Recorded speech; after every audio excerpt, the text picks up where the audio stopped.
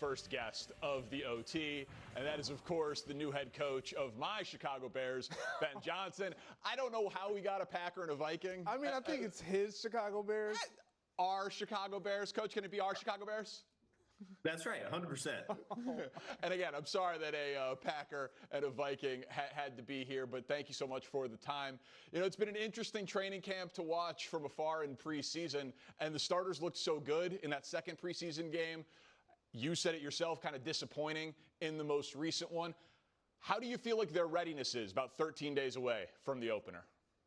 No, listen, I think it was really good for us to get through that experience with Kansas City. There's a reason why Kansas City's been to the Super Bowl the last 3 years. And so our guys knew that, they felt that, and we would much rather get punched in the mouth a little bit in the preseason as opposed to when the real bullets are flying here in a minute. And so it was good for us. You gotta bring your A game when you go against a team like that.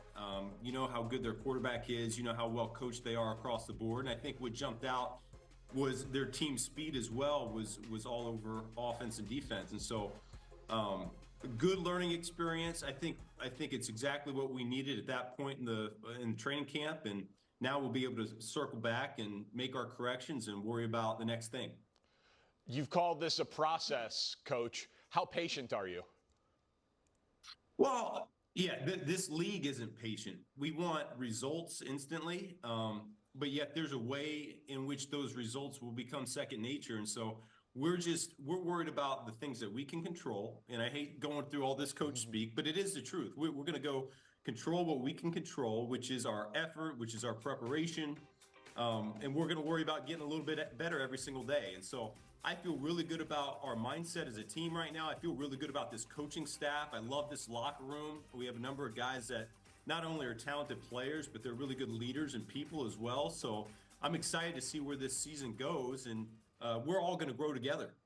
Speaking of the growth, you know, when you took the job, you said that Caleb was, I watched the press conference back, like a large component of your decision to take the job. Now that you've had a few months with him, when you look at that talent, what do you see as Caleb Williams' ceiling?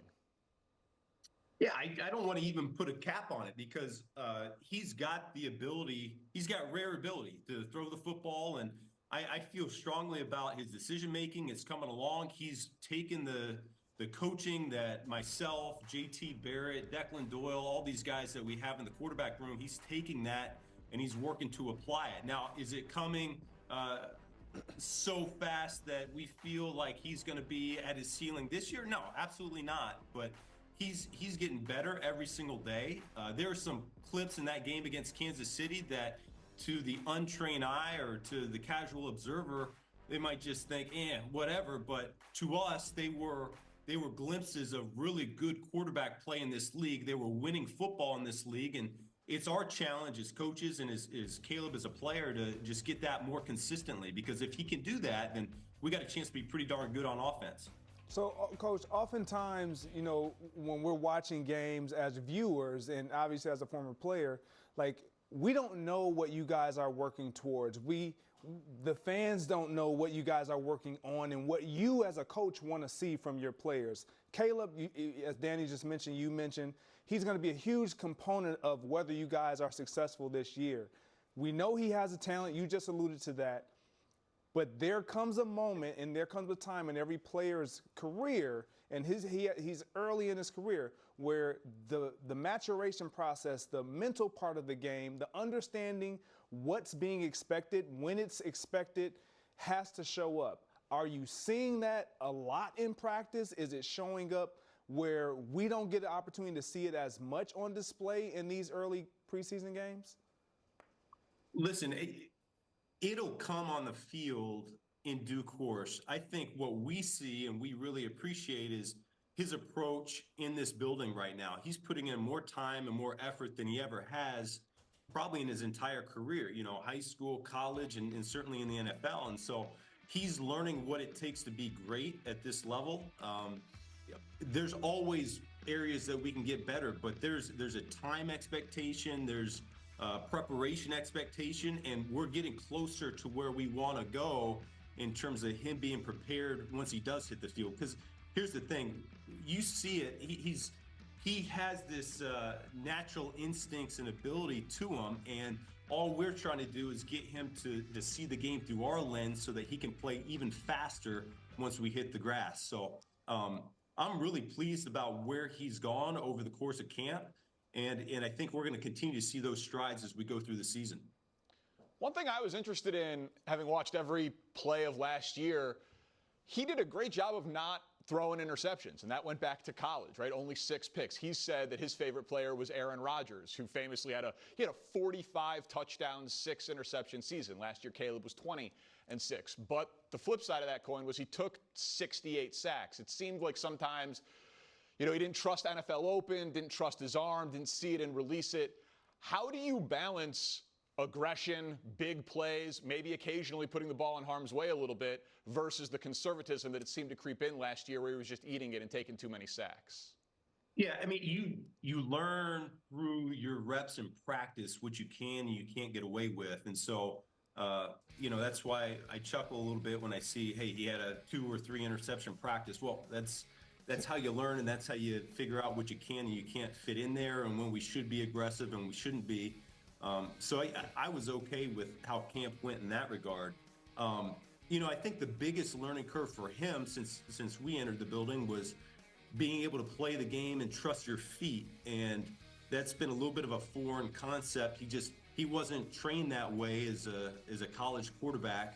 He had tons of success being able to just drop back and find the open guy and hit him in stride. And so now you talk about the sacks being such a big part of the game, and we can help eliminate those by getting the ball out of his hands in time. And it's part of trusting his feet, hitching to the first progression, moving on to the second. And then the ticker has to go off in your head in terms of when do I need to throw this ball away, or when can I extend the play on my own if I got a clean pocket. Are we there yet? No, there's still growth to be had. You saw it last game. We took a sack and we had pretty good protection. But then there were some other clips in that same game where he's doing it right, and it looked really darn good. And so we just got to get that out of him a little bit more, and we're going to be just fine. Look, Coach, you took this job. Obviously, offensive mind, had great success in Detroit with that offense. The fans of Chicago, even some of us who've played against those Bears teams of old, we understand who they are defensively. But you were brought in as an offensive mind. You obviously have a quarterback. Score points. To score points, exactly. You obviously have a quarterback that's young, that's getting his feet wet. Give us a player or a group that is going to be essential for you guys as an offense to be successful. We know Caleb is the obvious, but give us a player or a group that's going to be impactful on your success. It's more, to me, the offensive line. It still starts there and ends there with offensive football. I don't think that's a secret. I know the game has changed over the years, but you still win and lose games in the trenches. And I know that modern football's maybe gone away from the running game a little bit more towards the passing game, but that doesn't matter. You need to be able to establish the line of scrimmage, play on their side of the ball, the defensive side of the ball when you're running it, and then on offense, you got to be able to, in the passing game, be able to pass protect for your quarterback. And so I'm fairly pleased with how that's come together for us. We're still a work in progress. Finding the right 5 guys, and that might be something that goes into the season as well. I'm talking about the left tackle has been a battle that we've gone back and forth on. I think we feel good about the direction we're going to go early in the season here, but that's something we got to keep our eye on there. But if we can run the ball effectively, which we plan to do, and we can protect a little bit better than what we did last year here, then I think that's really the best case scenario for Caleb's success as well.